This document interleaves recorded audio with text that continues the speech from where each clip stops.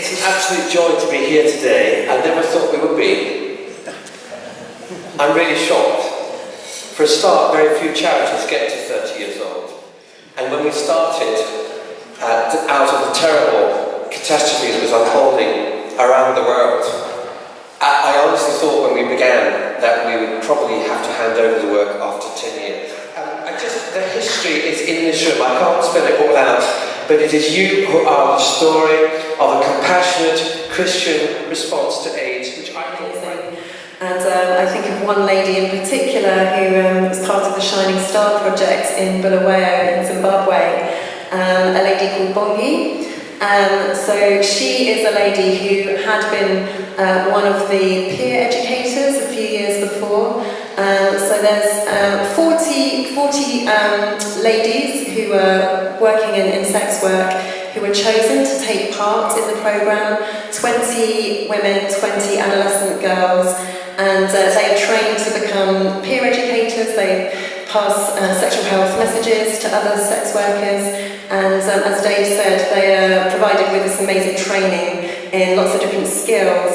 And meeting Bongi was amazing. Now, I have to say that we wouldn't normally show the faces of the women to protect their identity, but Bongi said to me, you have to show my photo, and I really want people to know that I'm really proud, because I used to engage in sex work. I had to because of the economic situation in the country. She was raising 2 children by herself. She was trying to pay school fees and rent, and she felt that that was her only option.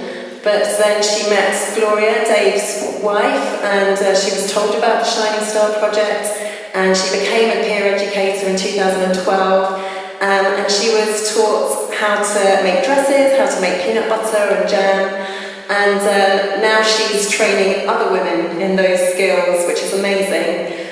She's become a Christian, and she's just really happy that she's now able to train the other women in the skills that she learned. So an amazing story. As you said, we work with teenagers, teenage girls who are in sex work.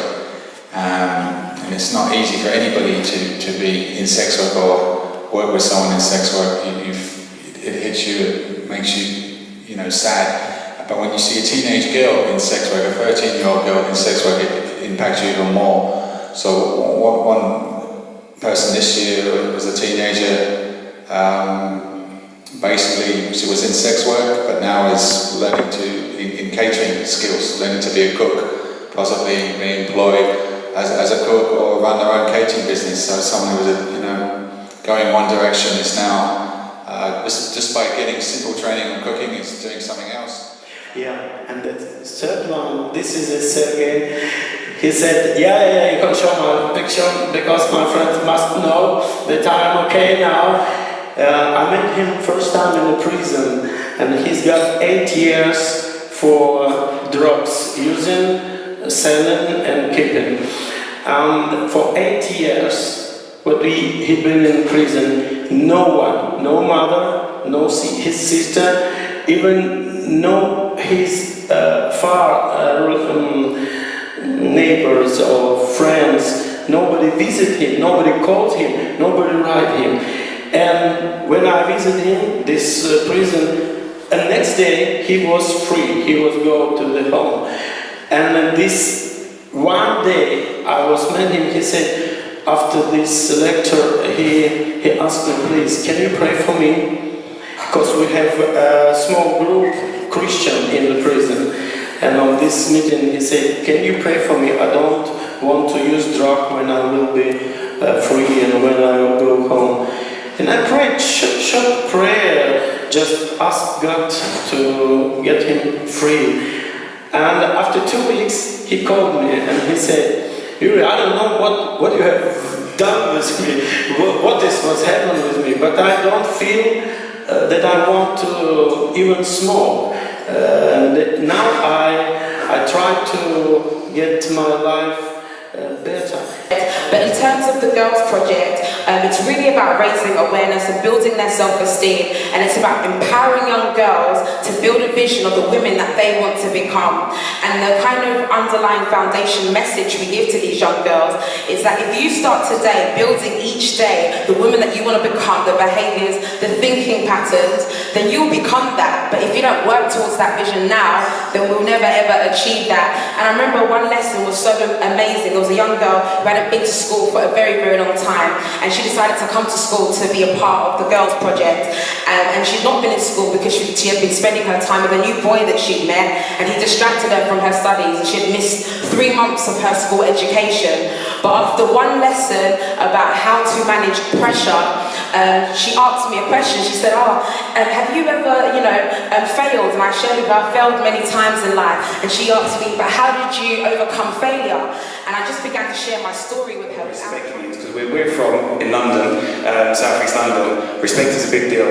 A lot of these boys are coming from gang backgrounds, and they have a distorted view of what respect is. So in one school I was working at, one boy told another boy to shut up. That other boy decided to calmly stand up for himself. That other boy that told him to shut up took that as a sign of disrespect. So he stood up from his chair, went over to that boy and began to punch him in the face. And that scene turned ugly. So that's kind of the things that we're dealing with. But over the period of 6 weeks, we're able to change the narrative and change the way that they think and get them to view life from a different perspective. And as Esther said, we can't go in there and preach the gospel, but we can still give them biblical principles and a biblical worldview so that they're able to understand who they are and how they should treat one another and each other. Fantastic. So I just want to say thank you. Thank you from the bottom of all of our hearts. Thank you for standing with us. Thank you for praying for us. Thank you for being part of that 30 years history. Thank you for believing in this movement of people around the world. There's nothing that holds the essence together really apart from just a shared vision and values and a passion to see the kingdom established, the words of Jesus proclaimed, and the love of Jesus felt in the most marginalised and different